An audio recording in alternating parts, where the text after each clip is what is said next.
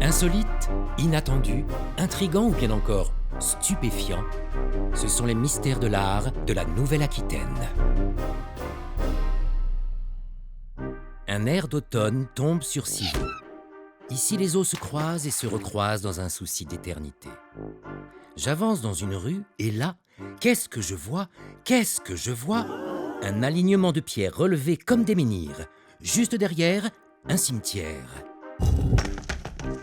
D'étonnantes façades de cimetières, on en trouve. Mais celle de Civaux est à la fois sobre et impressionnante. Quelle est son origine? Les Romains s'installent tôt dans la région. Au sein de ce même cimetière, d'augustes colonnes rappellent leur présence. Puis, cette terre devient chrétienne et les habitants s'accaparent la nécropole. Ils y enterrent leurs morts, la tête tournée vers l'est, et ils réutilisent les pierres des monuments romains. Mais pourquoi tant de tombes? L'époque mérovingienne. Une forte culture chrétienne se met en place. Un roi en est à l'origine, Clovis. Les Wisigoths occupent alors le sud-ouest de la Gaule. En 507, c'est la bataille de Vouillé. Clovis en sort vainqueur. Les corps des soldats francs auraient été inhumés à Civaux. Mais des fouilles au fil du temps rejettent cette interprétation.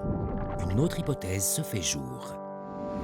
Saint Gervais et Saint Protais sont deux saints très populaires au début de la chrétienté. Au VIe siècle, leurs reliques sont pieusement conservées dans l'église de Civaux. Dès lors, les chrétiens viennent ici pour se faire enterrer auprès d'elles et accéder au paradis. Civaux devient un centre religieux de premier plan. La nécropole s'étend, elle rejoint l'église. Une autre partie occupe ce champ.